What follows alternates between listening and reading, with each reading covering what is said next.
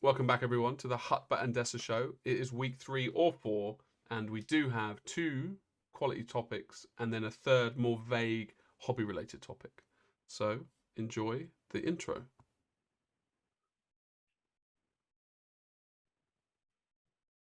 Bish bash bosh. Welcome back, Lionel. I think that was a good one, Jamie. Thank you. Thank you. I've been working on it as of the 15th take this evening that you just witnessed. Now, a complete side topic. What is your painting desk like? Do you think it could be improved? Are you talking about logistics or what's on it, or just logistics, just the physical desk? I think I'm quite fortunate that I've got I'm looking at it because I'm trying to compare a clear, organized space. I've got my nail racks with all my paints in. It's what come do you on, camera. It's good. It's a good. But what about the height of it and the solidness of it? Well, sturdy enough, bearing in mind I just put my elbows on it and paint. It doesn't have to be that sturdy. Yeah, basically, I was having a discussion. Right. Oh, sorry, go on. No, go ahead. Yeah, I was having a discussion with because you know this desk that I have is the height is movable, right? Yeah, to be honest, I'm surprised you haven't done any ceremonial raising. Yeah, well, I am sitting down. It's because I've got no energy from being ill. You know, and I took some paracetamol to anyway. But the desk comes in 2 legs. It's just like this, and then a desk, right? And it means it's wobbly. It's really wobbly. Because I was thinking of a variable desk height, and that's what Albert came up with. Would be really good for painting. Wait, it's wobbly when it's at its lowest setting. Like watch my webcam now. Yeah, like this is. I've just leant on it. Right. Okay. And then I'm off it, and it wobbles. And obviously, if you're painting, you need it to be steady. So, what I wanted to do was ask people in the comments, what your desks are like. Does anybody have a variable height desk? And if they don't, how do you sort of? Because I do find my back hurts when I spend too long painting. Because I always crouch and I always try and bring the model up here, but I always go back down. But if I had a variable desk height, here's the desk. So yeah, I wanted to know if anybody had any of those things that we could possibly hear about. And while we're here, guys, it is the 4th episode, and we're vowing to be more consistent in how we are. Obviously, illness, blah blah blah. But if you could like, subscribe, and share to your friends, maybe not on social, it's fine. You know, the old Marks and Spencers. You know, if you tell 10 people, that's a lot. Then they'll tell 10 more people. Well, that's the Marks and Spencers thing. Can you remember it? No. They were like... I mean, I know they say bad news travels quicker. No, negative reviews travels quicker than positive. So yeah, if you let down one customer, that one customer will tell another 5 and another 5. I don't know why. I'm pretty sure it was Marks and Spencer's in their advert. They were talking about it, but maybe not. I suppose what you need to do is slap me because I insulted your wife in our next episode, and then you know we could get a lot of publicity from that. I wondered if you were going to go there. Yeah. I don't know. I was surprised at how viral that went. Or maybe not actually, because it's never happened before. Yeah, I think it was just a public meltdown, wasn't it? I think there's something more going on there. Something more going on there. But if you want to follow that, go and follow some Hollywood blog or Hollywood podcast. Yeah, I don't really want to talk about that particularly. I just thought it was a nice way for us to drive up traffic. Yeah, I think we must be quite candid. We had a bit of a discussion before we started recording, and we've noticed, despite doing this now for about 2 years, haven't we? You know, it's probably a bit longer, but we don't count the first year. The first year was a dark year. Where not much happened. And first year was a very evolutionary year. Yeah, for a whole year. You know, you kind of look at it and you think, oh, it's easy to put a YouTube channel or content up. You just hit record, and it's not. There's so much that goes on behind the scenes.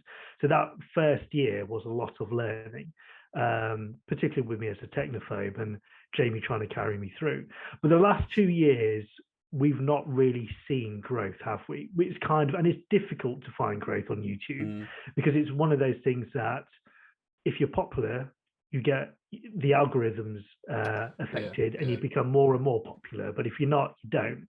And we're trying to, I suppose at this point, this is another thing we're going to ask the community. We're thinking about what do we need to do in order to start getting the viewing figures up and affecting the algorithm. Which in a weird way would make better content for us, wouldn't it? Because help us to help yourselves. Yeah, because we do this as a pastime. We said it many times before, but I reiterate it again. We've got full-time jobs, we've got families. This is what we do in our spare time. So obviously the less views we get or the less kind of response we get, the more demotivating it is, in the sense that you think, well, I could probably utilize my time in a different way. However, not to be too down. Yeah. No, but that's the reality, isn't it? I think that's the conversation we had. But we've invested so much time, money, and effort that we're kind of like we're reluctant to let it go. And it might in part, it might in part explain why we get the odd 2 weeks where we don't do anything or we don't come back as quickly. Yeah. I think if those views went up or there were people viewing it and commenting and interacting, because we do, I know Jamie says it and it sounds cliche, but we do really enjoy reading the comments because it's proof that somebody's watched it and it's proof that somebody's enjoyed it, and that motivates us. Well, that bloke on Instagram brought it up, didn't I? I showed you that. And little comments like that do make you think, oh, we didn't record last week, rather than when you get no interactions or few interactions, you're bored now. Obviously it's a little bit like we help ourselves or don't help ourselves by not recording every week, but it's like a self-fulfilling. I think we need to find the energy again, and we'll be much more motivated if people do interact. I feel like a teacher when they complain and you're like, yeah, all right, miss, come on, shut up. But we basically what we're saying is we thoroughly enjoy interactions, and it makes our bloody weeks relatively. And also, if you've got any ideas about content you'd like us to cover, if it's topics, if it's subject matter, if you think the lineup is wrong, because the other thing as well, we're probably going to look at covering more commercially viable stuff to hit a wider audience, because the stuff that we have been covering has been from independent companies, and as much as we enjoy it and as much as we like championing the smaller companies, it doesn't have a return on the viewing. And what we want to do is we want to mix it. We want to mix obviously the big popular stuff with the smaller company stuff. But if we could get an indication in the comments, if you've never commented before but you always watch, this is the time that I would really like to hear from you in terms of topics you'd want to discuss, things you'd like us to cover. It may be the case that we can't cover it. Let's say, for example, if you say painting tutorials, we might turn around and say we don't have the setup or we don't feel like we can offer something. But if there's anything else, I mean, we're planning on this year going to more events, and we want all the events too. And we want we want to bring coverage from there, because we did do it with SMC to a limited degree, and we were finding our feet at that point, and we got some positive screwed us over COVID, didn't it, really? I think we would have had another 2 years worth of events under our belt at that point. I suppose now's the time when those things start taking off. Maybe our motivation gets higher as well, just by going to those things, because I think seeing, talking, being involved, it's an exciting thing. Yeah, because this is all well and good, but it's still just two chaps in their studies. Boring bastards, just talking about nonsense, really. Yeah, and we kind of need that engagement. So, yeah, if you guys could offer some suggestions in the comments below in terms of how you think we can widen our spread, reach more people, because commenting and liking is not really going to affect the algorithm on YouTube in terms of the views we get. So if there's any other ideas you can think of, obviously we're going to put more effort now into our social media, our Facebook and Instagram, because that's a shop window for YouTube. And we believe that's easier to grow and get signposted to here than it is to grow YouTube. But once again, be quite honest. If you think, you know what, guys, that topic discussion that you cover each week, I could live without it. It doesn't interest me at all. we might as well know, because there's no point of us spending 20 minutes discussing something that nobody's interested in. But obviously, I suppose that's our but loyal equally, viewers, isn't it? Who yeah, will be but there. Yeah. equally, tell us what to replace it with. So don't say this doesn't work, that doesn't work, and that doesn't work, because we need to replace it with something. I think what we did once was, I guess it was a competition, but we were like, give us your ideas. Do you remember that video? We had loads of ideas on shows years ago, like 2 years ago. We could do that again, because actually we got the most comments we've ever had, but a lot of them were quite good. Yeah, I So think maybe that's we before we force moved people's over. hands. We do have I think something it's to before, give away. Say again, sorry. I think it's before we moved over to Miniature TV, wasn't it? Ah, I I think see. at that point.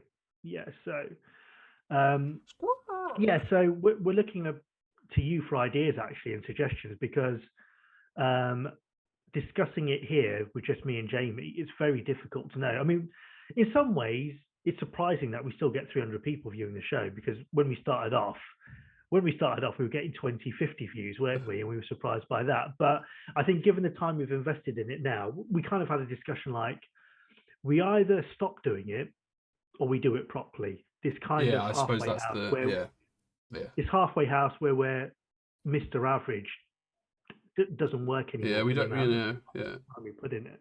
As to quote Tenacious D, we don't want to be as good as Arcade Fire. Fuck that. Now I don't know if you know Tenacious D. Yeah, it's Jack Black, is it? Yeah, and Arcade Fire is apparently their level of, they want to leave those fuckers in the dust, is what he says in the song. I'm quoting a song, because I don't believe in swearing. So yeah, basically, I guess if we were to sum up the last 10 minutes is, we're going to be more committed because we want to be, and we're going to push and go properly, and we need ideas, and we really want interaction because it makes us happier, and we're going to cover, what are those things called, events, Yeah, and some little competitions, and hopefully, we're all going to go on a journey, a beautiful journey, where the show stays the same. we we keep doing what we have always been doing, but we'll get. No, I am looking forward, like genuinely looking forward to going to the events. The amount of like hardware I bought before all the fucking shit went off. Like I've got the wireless, those things you talk into, microphones, and I bought 3. So I just don't actually think. Yeah, we were gearing up. Like I said, by the time Cameras. that thing hit, I don't want to say it because I think even that word gets you a block on YouTube, and we need all the help we can get. But when that hit, we were gearing up because we had done our first event. We'd done 1 year's worth of this, and that's when Pete was part of the team, and we realized what we needed. And then obviously we invested our time and effort into it, and it kind of went down. It's a little frustrating actually that we weren't ready for Adepticon, because Adepticon we did discuss, but it was a bit too soon for us here in the UK. Because it still wasn't clear. It still wasn't clear. Yeah, I was more like. It still wasn't clear to me whether we were coming out or not. Yeah. And by the time we realised we were coming out of lockdowns and everything, at that point it was pretty too much late to organise. Yeah, and it's quite a big thing for us to do, like to just with the families and everything, to go to America, probably like a week, 10 days or something. Yeah, first of all, there's that blag for me, for my wife, and say, look, I'm going to America without you. Yeah, my wife Tina would be pissed. Yeah. Good luck looking after the 3 kids. So there's a lot of blagging that needs to be done at brownie points, and it'll be reciprocated, because when I go out and do that, no doubt my wife will be off in Ibiza as well. So the week later. Payback. Yeah, the payback comes at some point. So logistically, it takes a lot for us to organise to get done. But we're willing to do it and we want to do it, but we've got to. Do it, I guess, and have more than 300 views. What's funny about saying that though is the people that are watching are adding to our views, but I suppose what we're trying to impress on them is share it. But Dr. also, Dre, I think go on. It's worth saying as well. Thank you to those 300 people, because obviously it might sound like we're just like a bit down. But we do appreciate those views, and thank you. We've got repeat viewers, we've got repeat commenters who comment every week. We always appreciate that support. So thank you for tuning in and watching us. And there's so much you could do and listen to while you paint. but the fact that you select us as one of your Yeah. shows to watch is really heartening as well. In a way, it shows it more about them. That they want to watch two people like us. So and is that a backhanded insult? I don't know. But what I wanted to say, because yeah. But anyway, Golden Demon has been announced in the UK, and it's this year. Behave. Yeah, October 2022, baby. Wait. When did you find that out? I don't know if it's been announced. Right. Little bit of insider. I've got to say, because it was unusual that they had the US one and then nothing for the UK, because surely logistically it's going to be easier to organise in the UK. Because they're literally down the road. They're usually holding Coventry. Really, that is very interesting. We need to get some. I'm going to try and paint something for it. I think some new twat model that they've released. Probably one of the warlocks that I like. But yeah, it means that we've got an event. Obviously, you can't name your source, but is the source an insider? There's potential that they potentially, hypothetically, they work there. Yeah. Okay. Yeah. So, I mean, who knows? It's not like they've signed the paperwork and it's contractually obliged, but that's short notice, isn't it? In the sense that normally it's the year, isn't it? Basically. Yeah, usually it's a year in advance. And bearing in mind, you've had a lot of big British painters go over to Adepticon thinking that's the one for this year and put everything in. But they can they can enter the UK one again, surely. Maybe not. They can, but sometimes re-entries don't get viewed as such, do they? Because they've already been judged, haven't they? Well, if you place, the rule is if you place, you can't enter Golden Demon again. I just don't know about cross-border Golden Demons. Yeah, I don't know. Because you can enter the same model over and over again if you don't ever place. Because there'll be a lot of people thinking, you know what, I've got till next year. And then obviously once that's announced, it's going to be like speed painting, aren't they? Yeah. Well, in theory, they've had 2 years without one, so they should, I mean, but I think a lot of those painters who were in with a good chance, who've been painting for 2 years with no Golden Demon, bought the ticket to the US. Jumped thinking over. That was to keep their profile up. They're not thinking, oh, wait another year. They've gone over. Yeah. I expect an announcement soonish. Wow. That really is surprising, actually. That's not me a bit. October.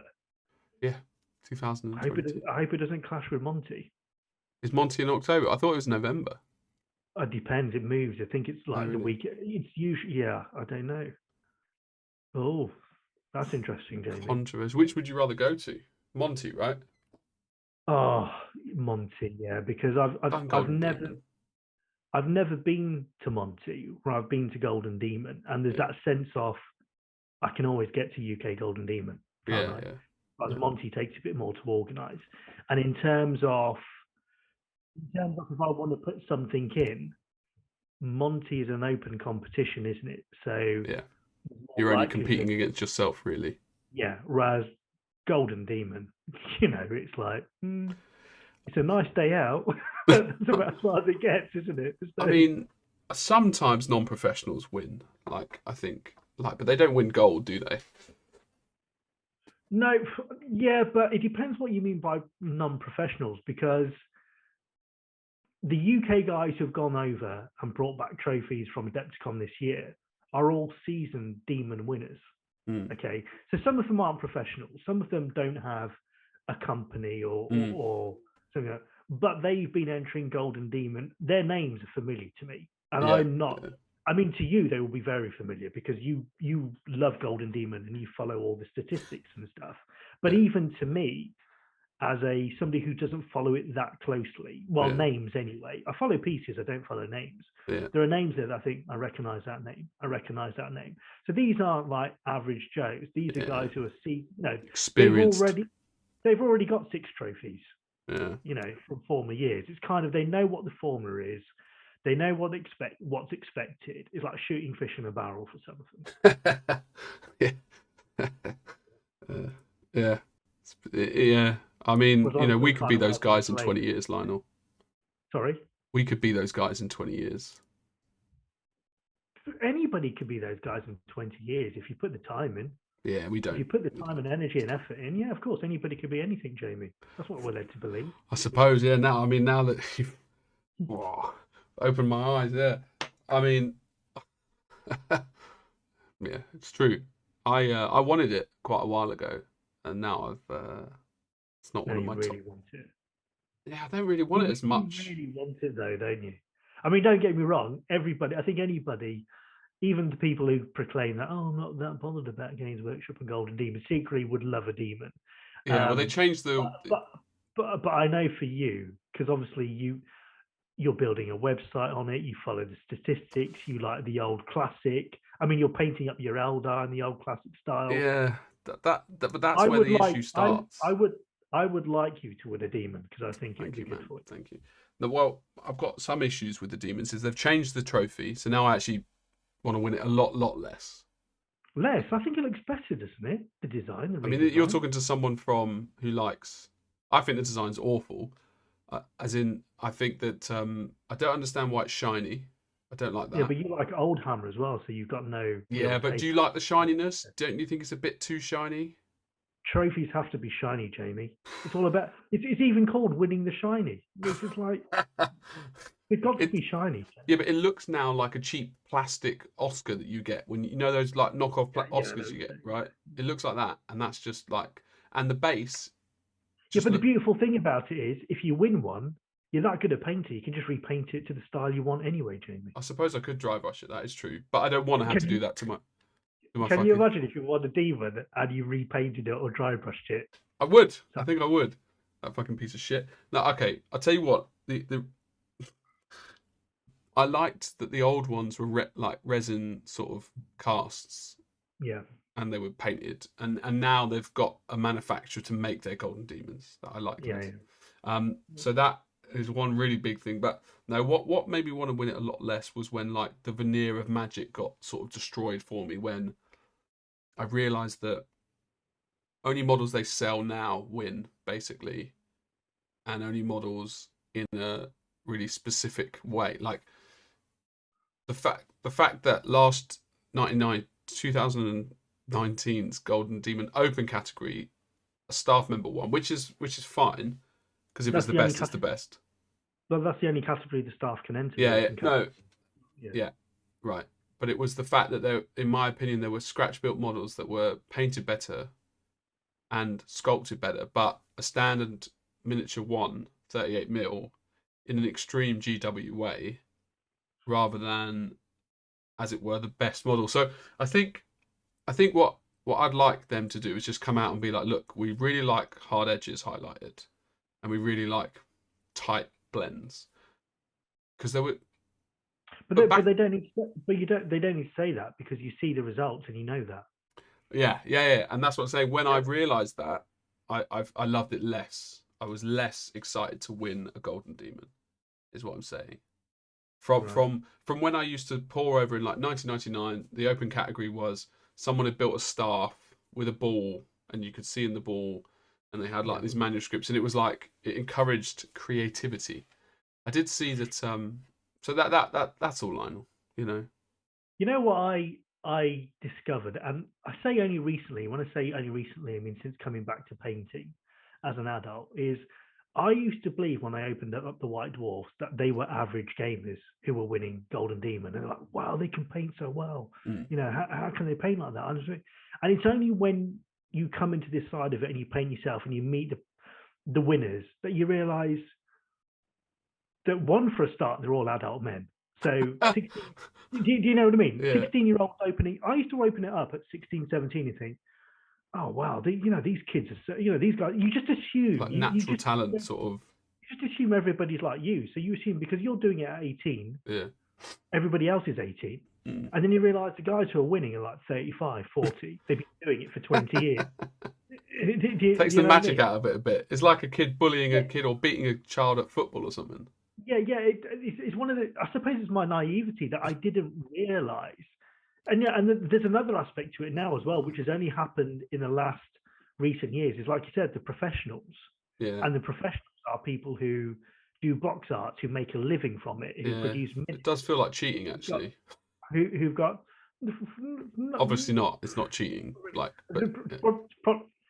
too big a discussion to get in now. Bear in mind we haven't covered our first news discussion, but there's those aspects, and there'll be kids like us opening up their White Dwarf, looking at it and going, "Oh well, if I practice a bit harder, I could be like," and they don't realise what's behind that picture. And that's before you realise that professional has sunk 20, 30, 40 hours into it. So little Johnny's in there going with his hard skull white, which has gone hard again. The second one he's bought out of his pocket money. Poor guy. Yeah, how can I not get these blends? I really want to win a Golden Demon. And there's like, you see the magazine and you don't. They're just names, aren't they? There's no ages. There's nothing behind. And then you see what's behind it, and you realise actually there's no chance little Johnny was ever going to win one. So as a parent, you should stop them now and be like, "Look, Johnny, give up the fucking dream." No. But like when I opened up White Dwarf, there was part of me that thought, if I went along with a painted miniature, could I win a Golden Demon? When I was 17. Yeah. No, yeah. Lionel. Because you had, for example, you had Mark Clifton. Mark Clifton's a seasoned painter, and Mark obviously was winning back then, and Mark was obviously an adult man back then when I was like a kid watching it. But you don't realise, you just see Mark Clifton and you think, well, Mark Clifton's another 17-year-old who paints in his bedroom. He's pretty handy with it. And he's cleared up in 4 categories. It's only when you realise the knowledge and wisdom that age brings with it, because a lot of it is patience, isn't it? So when you're 17 and you're trying to emulate what's in White Dwarf, for a start, you can't afford all the paints and all the brushes. You start doing it, and you think after 3 hours, God, this is boring, and you rush it. Right? So, whereas an adult man, think about the time you spend on it now and the time I spend on it now. I would have never spent it as a kid, because you realise the time and patience you need to put in to get a decent. And when I say decent, we're nowhere near that standard. We're a lot better than like we. It's an interesting development over the years of Golden Demon and the quality. Like, we'd be winning Golden Demons in the early 90s now comfortably with the models that we could paint, because the techniques and everything's quite different now. So like we could paint very well for back then. But obviously they were winning back then, and they've kept up with the levels, a lot of these bigger names. But also I think you didn't have any professionals painting Golden Demons until maybe 10 years ago? Like commission painters, because there wasn't a market for it. Well, also now, because it's a business venture, isn't it? Because if you win a Golden Demon, you can plug your patron off the back of it, or you can plug whatever product you're selling, and the what you're selling is, I want a Golden Demon, and you can too if you sign up to my patron. That's the dream you're selling, isn't it? So now I think a lot of painters who enter it, don't get me wrong, they obviously still enjoy it, and they still get a buzz when they take that demon home. But what's motivating them, I think, is business. Well, yes, their livelihood. Nothing motivates you than getting paid. Yeah, it's a commercial, because if you tap into that market, it's a commercially viable thing. If you're featured like the Slayer Sword winner has been today on Warhammer community website, which has got hundreds of thousands of people following, you know what I mean? You can't buy that kind of press. It's like Henry Cavill coming to your head office. Can't buy that kind of press, Jamie. Yeah. Well, they probably did, but no, you can't. I think what's interesting is like the hold on, I got it. Yeah. The other, in a way, it's selfish to enter Golden Demon because our livelihoods don't depend on it.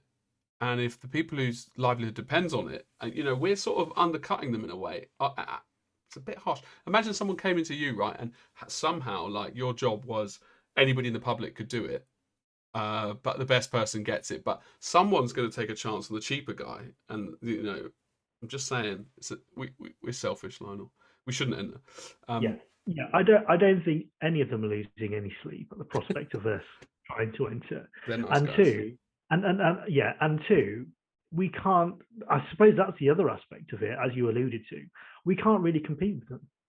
You can't compete with somebody who's 8 hours a day. You just it's in anything though, isn't it? Like, or even the season painters, the guys who you look at them and go, yeah, I'm not surprised But they've won. they're doing. They've got, even if they're not doing it for that period of time, and I don't think they are, they've built up that experience over the years. So it's almost like once you're in pole position, it's very difficult for others to catch up. Yeah, unless you've got an immensely talented guy like Anau's only been painting something like 6 years or something. You say only, but how much of that has been full time? How many hours? So in 6 years. But if he's doing 8 hours a day in comparison to your 2 hours a week. Yeah, well, and also though it's interesting because like Albert paints around 2 to 3 hours a day, every day. Right. So it's like, I mean, that's still racking up a lot of hours, and he's not a professional. Yeah, but he's also an old hand, isn't he? He's got 2 Slayer swords or 1 Slayer sword. Yeah, he's been doing it for years. He knows his technique. He knows what they like. Once again, for him, it's like shooting fish in a barrel. Yeah, I think.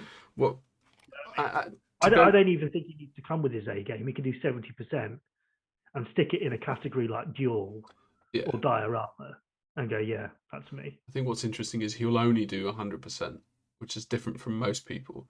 But I was going to say that's the difference between winners and losers. Oh yeah, clearly. What? My mic's quite loud. Oh shit! Hold on. Yeah, sorry. I used the webcam on the camera on Saturday and only charged it. Like I didn't charge it enough. Yeah, I painted. I used to paint like 3-4 hours a day when I was a kid, like 14, 15. No, it was actually like 12, 13, 14. I used to paint a lot. Now I can't. Nothing but time. Yeah, now I'm just like, fucking hell. Right, I've done that. You've done really well, Jay. That's what I think. What did you do? You had 6 hours of school and you had no kids. It's like I said, my painting happens when the family go to bed. Yeah. You can't. I can't actually switch off, even if I'm not in charge of like bedtime or anything. I'll know that Tina is going to go, Jamie, I've done 4 minutes. I'm knackered. Can you come in? And I'll be like, fuck. I hope she doesn't watch this, because otherwise she'll be sleeping. She knows my opinion on it. I've told her before. I'm like, just with me, particularly with, as you can see there, my painting desk is here, and there's my chair, and there's the door. They just come from behind all the time. But even if they're up, a child, when I'm doing something like dotting the pupil on an eye, a child will just emerge from behind me. Daddy, it's like. I'm the same. You can't, until they're asleep and they're snoring. Yeah, I just can't rest because it's not worth doing. Because once you're in the flow, you'll be interrupted. And you've got your paints mixed and all that shit. Nah. Exactly. But then I kind of like it as well, because when the house is deadly silent and they're in bed, it has become a form of meditation for me actually now. Like washing the dishes or something. Yeah, a little bit. Nothing. No. Nothing like that. No. Also, if anybody wants some old white dwarves, we can just have them for free. Just pay the postage. Just saying, that's an advert, all right? They've been there for too long, and I'm close to throwing them away. I see. I put mine all into storage in the garage because I don't want to give them away, because there'll be a point where you think I wish I'd kept those, but equally they're useless, aren't they? Just taking these are shit ones that I don't give a shit about. They're like 2010 when the hobby, is the dark era in my opinion, like Lord of the Rings. But in 10 years' time, that'll be the golden era, and each one will be going for £500 a copy, and you'd wish you never. White dwarves don't hold you can buy a white dwarf now. Nah, they bollocks, mate. Yeah, they don't hold their value after 10 minutes after you've bought them. They're worse than a car. So. Well, yeah. What were we talking about? Yeah, we were talking about. Went off on a tangent. Yeah, well, we always do. It's our namesake. Shall we go to our first piece of news, and then we can pick this up again later? Yeah. Well, I think we're done. We're done. Okay. Golden Demon, isn't it? Big time. We're done with Games Workshop. So what's our first item, Jamie? Games Workshop, baby. Games Workshop. Right. Horus Heresy. Okay, so there was a lot of reveals that happened in Adepticon from GW, with their being their first real presence in there, particularly with Golden Demon. And obviously there was a lot there, and we're not going to go through it all, because obviously if you are following it, you will already know. But the one big piece of news, and the one that probably interested me as well, it sparked interest from me, is that they announced the new edition of the Horus Heresy game. And it's been redubbed Warhammer Horus Heresy. So this is a game system that it was historically done, or is still done, by Forge World, but was done in the same way as 40k, in the sense that you bought your rule books for your army, and you bought your army pieces separately, and it was quite expensive. However, they've announced now that they're going to be doing a box set. Therefore, you can pick it off the shelf like Blood Bowl and Necromunda and get stuck in straight away. There were leaks in relation to this about a year ago. It's probably one of the world's worst kept secrets.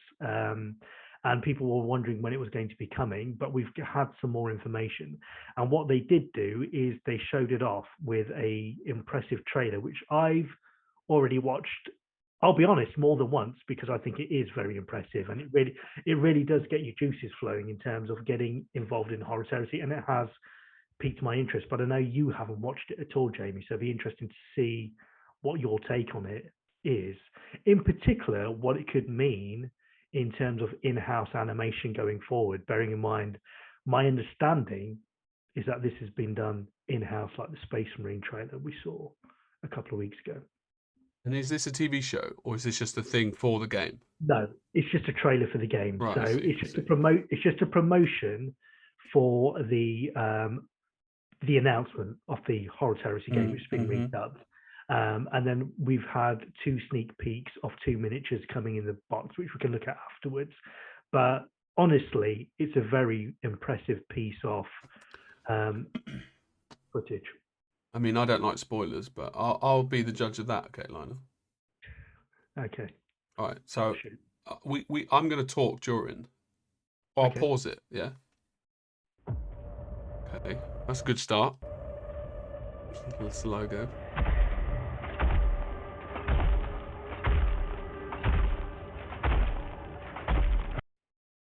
Okay. I never wanted this. Yeah, I have got sound by him. I've seen it. Okay, cool.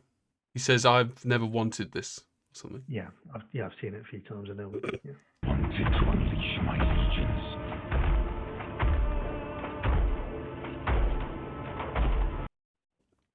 That's the bloke who kills Horus. Yeah. The War Master. But that's a Baden, basically. Well, the Baden was one of his lieutenants. But yeah. Oh, interesting. Together we banished. Is that a stop? Oh, it's a pipe. Ignorance of old night. But you betrayed me. You betrayed us all. You stole power from the gods and lied to your sons. Mankind has only one chance to prosper. It makes me think that the Emperor's the baddie, the way he's talking. Well, have you read the books at all? I've read the first. There's a lot of them. I've read like the first 20.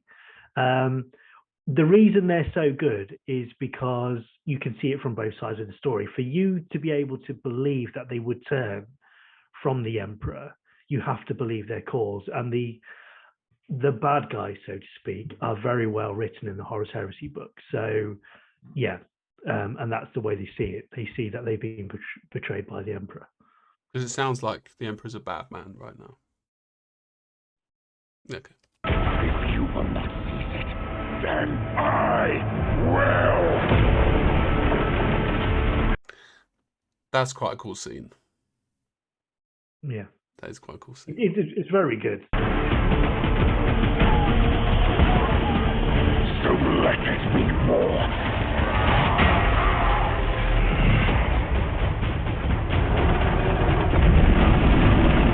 Fuck me, I would not want to be running next to him. That's mental. From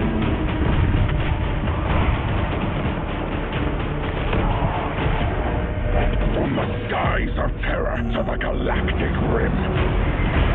Ah, this is by the same guy that the thing that we saw then. I think the animation has a really similar feeling to this old Space Marine one. You know, the 5-part. Yeah, I'm not too sure if it's the same guy. Nor am I, obviously. But it takes a across different planets.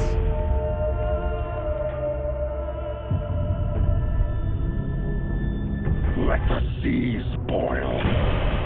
Let the stars fall. And the Horus Heresy is just all the Space Marines versus each other, basically. Or well, two sides, but it's what led to the rise of chaos. Mm. So it takes the last drop of my blood.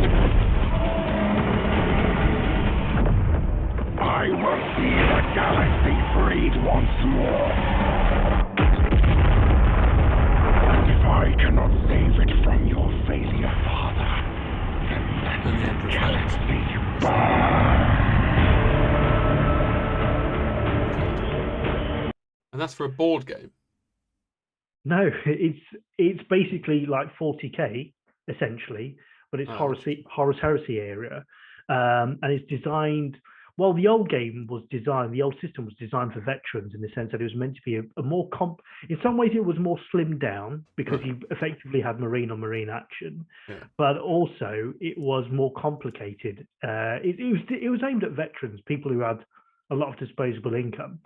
So what you've got now is basically they're releasing a boxed game, a starter game, obviously like 40k, where you'll get your starter set, and then you can add to it with Forge World stuff. But the idea is it's meant to make the jump-off point or the entry point a lot easier. It's quite interesting, so the idea is, if you've seen the pictures, although they've not officially said it, is you'll get two sides in there, a Spartan tank, apparently, a plastic Spartan tank is going to be in there, 20 or 30 Marines.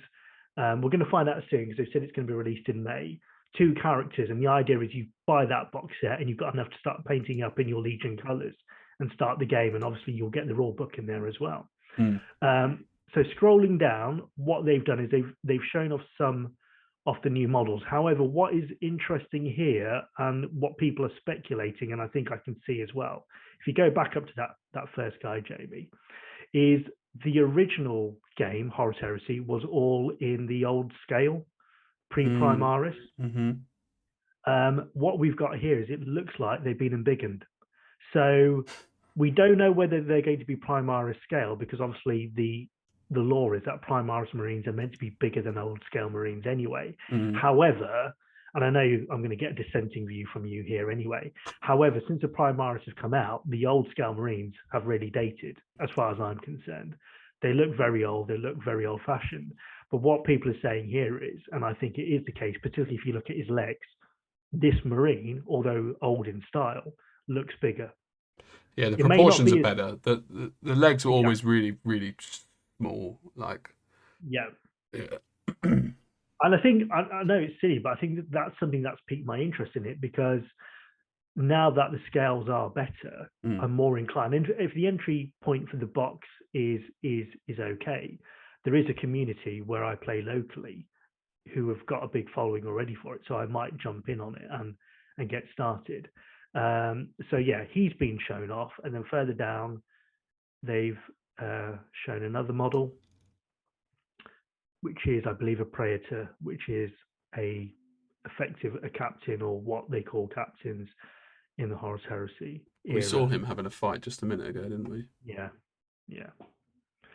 So they're the 2 models they've shown. There's going to be a preview day at Warhammer World on the 7th of May, which we're planning to get to if we can get tickets, and have a go, because you want to get down to Warhammer World anyway. So it kind of coincides with while something's going on.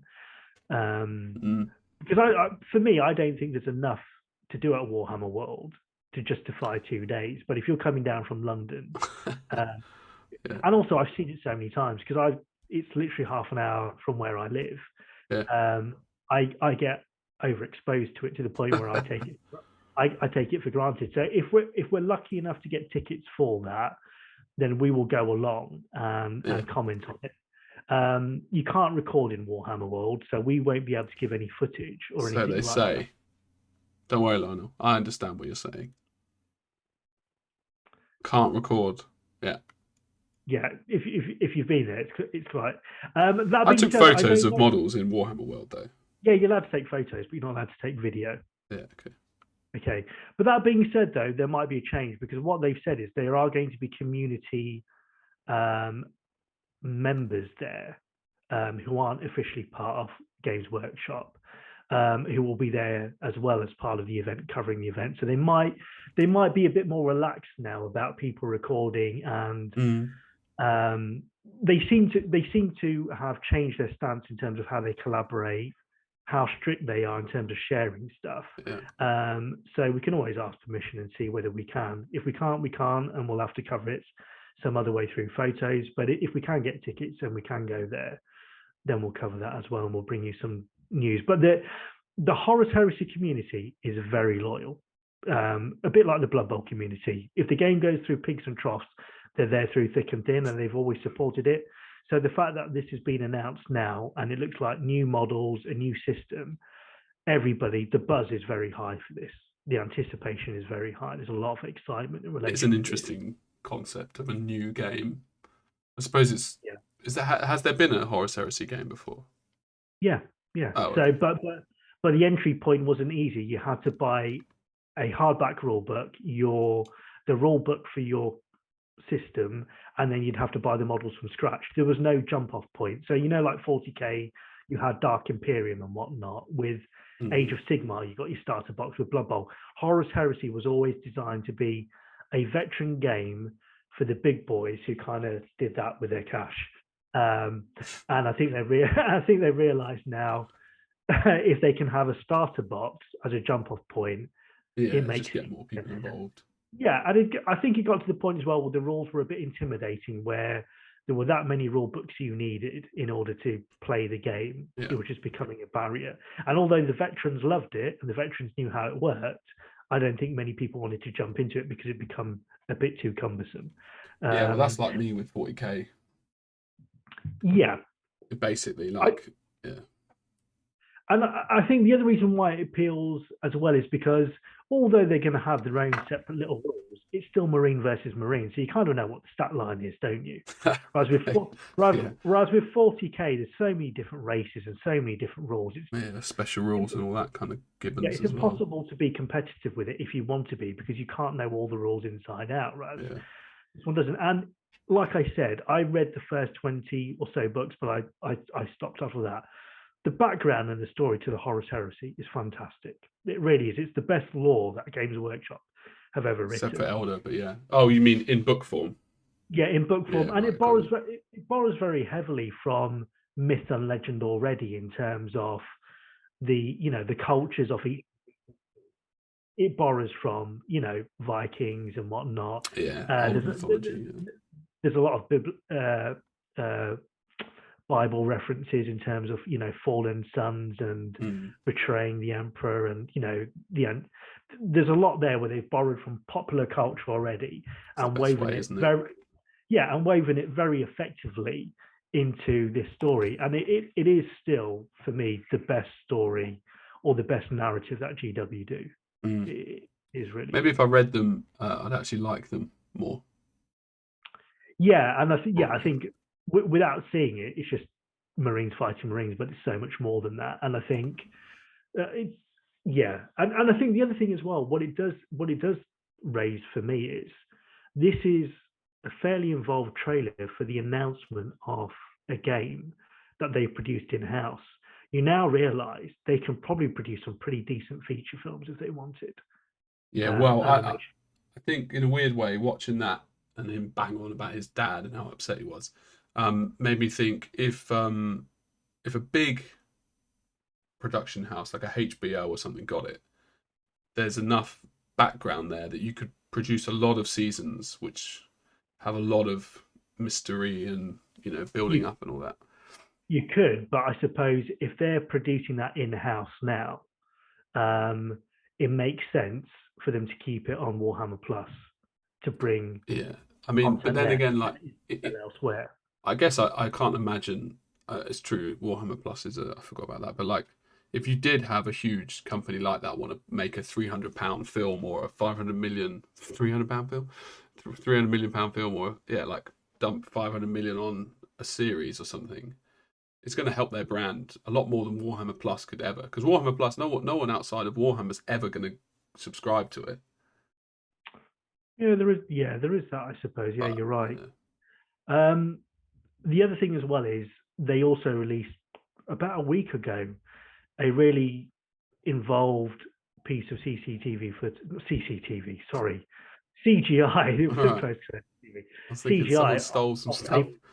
a Primaris Marine getting tooled up for battle, Right. and it was really well produced. And a lot of people were saying, well, what does this announce? Does it announce a new Primaris Codex or something? And it was nothing. And it was later cool, revealed. Yeah. Yeah, it was cool, but it was later revealed is what it did show is that was all produced in-house. Yeah. It didn't go to an external company. So what they're showing is that behind the scenes, they've been building their own production company in-house. Yeah. And if they can produce stuff like that now, and the trailer you've just seen to promote releases, they can now go and do full-fledged. Yeah. Well, that had 1.2 million views, which is more than a lot of their old videos got. Shows either it's good and it's quality and people are sharing it, or they've got a bigger reach as well. What did the Horus Heresy one or the Marine one? Yeah, the one that we just watched. Yeah. Yeah, I think the other thing as well is like I agree. I think the trailer was brilliant anyway, not to take away from it, but also I think there's a lot of fevered anticipation for this edition of the game as well. So I think it's a combination of those two things. Yeah, well, I know they did hire the guy who did those Games Workshop videos that we watched. Yeah. So they are hiring people like that, which is good. Good, I guess, for everyone. So we've just got one more item to cover, Jamie. Beautiful item. Or right. Yeah, no, okay. I was going to say we could just not. Self-promotion always feels a bit cheap, but hold on. Okay, there's sort of broke the third wall there, didn't I? Is it the fourth wall? It's not the third wall. Fourth wall. Whatever. So Dragon Head Models is my it's not a company though. It feels, I don't know what it is. It's just something that I do, but it's not a company. Do you know what I mean? I do declare taxes on it though, so in a way maybe it is a company. So this is the newest release, and potentially the last one for a while, at least for the foreseeable future, and it is a griffin riding being ridden by an elven lady, and this will be for sale on the 1st of April. And it's 54 millimeters. Pardon?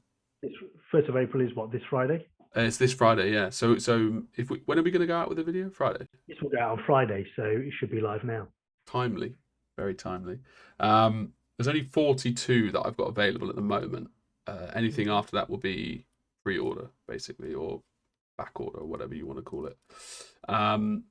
Yeah, it's 54 millimeter scale, so it's the same scale as the dragon, basically, that Dragon Head did, and it's sculpted by Patrick Masson, Mr. French lad, and I have to say, he finished it a long time ago, and having time away really made me appreciate just how good it is, because it is quite a majestic model, and I think, but when you're in the throes of critiquing it and wanting it to be, you see it every day, you lose the love a little bit of it as a model.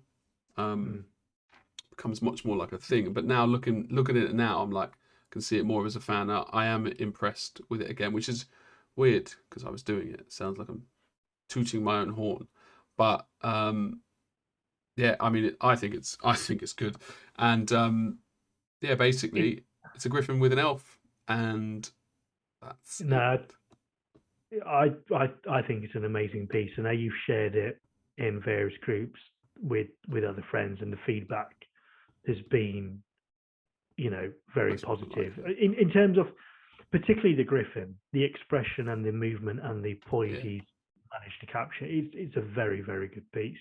Is this going to be a limited edition release window, or is this going to be? Have you decided yet?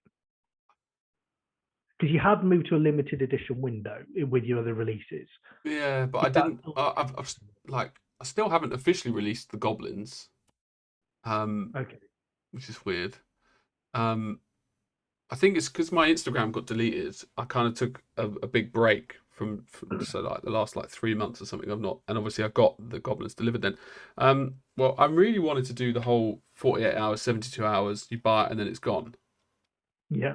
But then I realised I have to email and I'm going to have to really do. So I was like, I'd like to do it, but I don't want to put the effort into actually orchestrate having to publicise that much. In which case you'll sell 3 units, and yeah, they'll be really rare though. Yeah, but it's yeah. In other words, I don't want to put the effort in. So, however, what I will say about this piece is, yeah, what I've never seen this on a hand sculpted model, because Patrick's a beast, man. Honestly, like I knew it was nice and the anatomy is nice, but the actual this fits together like nothing I've ever seen from a hand sculpted thing. I mean, it's like it's so tight. You can almost like that. You've got probably a little bit of green, and it's not as good as it is if I use glue. Like you can't see now, but there aren't those little holes. Yeah, fuck that shit. Yeah. Anyway, but this is what I was shocked by, right? So that's the girl as well. The details, and it's 54 millimeters. He really is like weird. But look at those lines on the feathers. You can't see those lines when you first look. You have to. They're as thin as. Oh, I don't know, man. It's baffling. How the hell has he done them? Like, and this is the zoomed in segment. This is like that. Just to give you the full scale of the wings again. That's the tip. That's those tipped wings. The feathers. Yeah. Anyway, have you got a price? 100, and they will be £123.45p. Okay. And I think is that a pre-order price, or is that just a standard price? That's just going to be. I can't be bothered with pre-order prices anymore. Like as in, it didn't make a difference. I don't think, and no, it's already too cheap. Like I actually think relatively priced wise, it's like okay. It's not super expensive. I don't think it's a cheap model, but it's already too cheap for if I only sell the 42, then I'll lose money.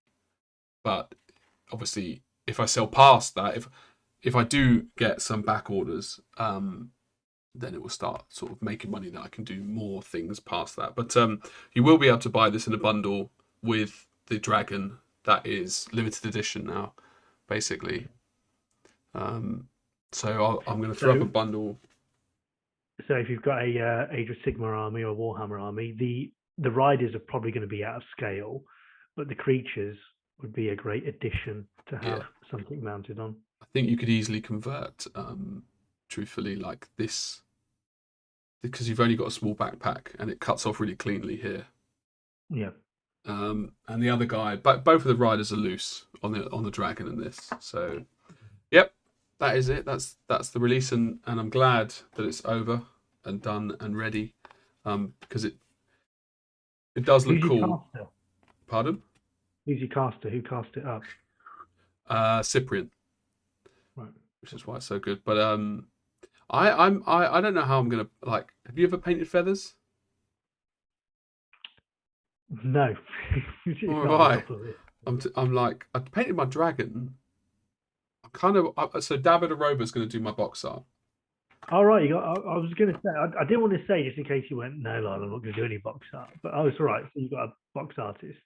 Yeah, and I think I'm going to get a now to paint one just for fun because I really want to see his painting on it. Contrast. In terms of Aroba, do we know if it's going to be featured on his Patreon on Miniature Art TV? He said he might do some videos for it. I would love to see the videos because then I could copy it. Yeah. Sorry, not Miniature Art TV, Miniature Art Academy. Miniature Art Academy, yeah. And I think we'll see. But I hope so. I do hope so. He said he potentially will. He's going to try. So yeah. So David, don't try, do mate.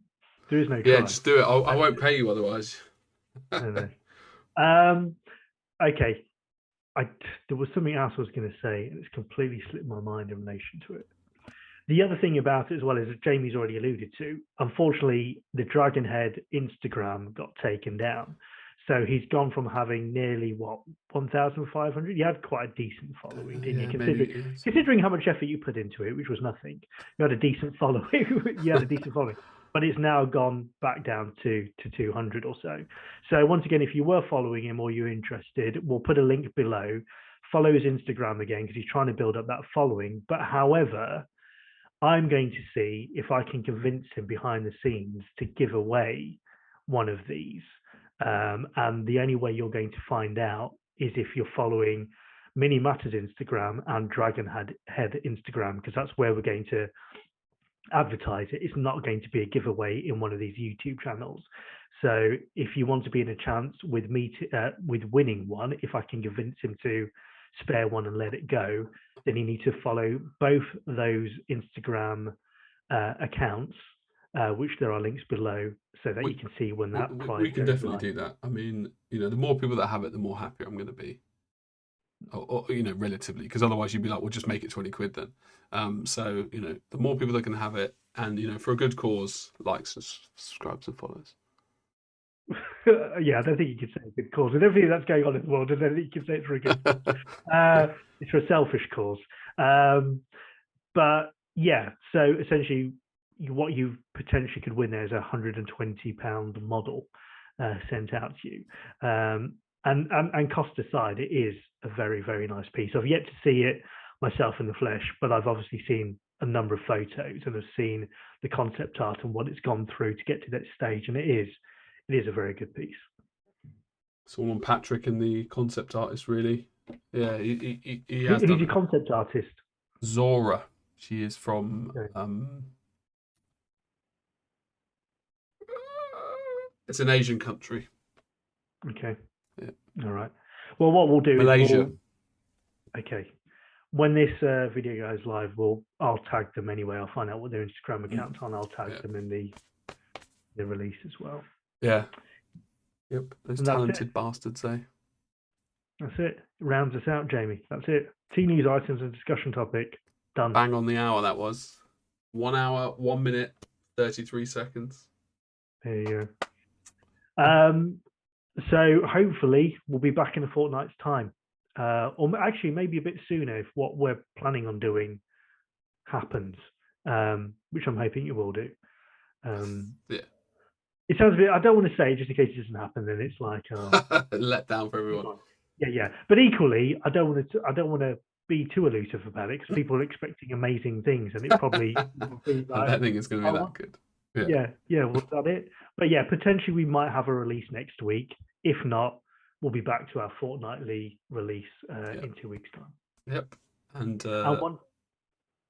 once again, as we said in the opening of the channel, opening of the episode, please put your suggestions in the comments below. We are all ears. Yeah. We want to hear from you. We want to know what ideas you have so we can try and implement them and grow this a bit more. Beautiful flower. And enjoy your Friday evening and your weekends. Take care, guys. See you later. Cheers. Doodly.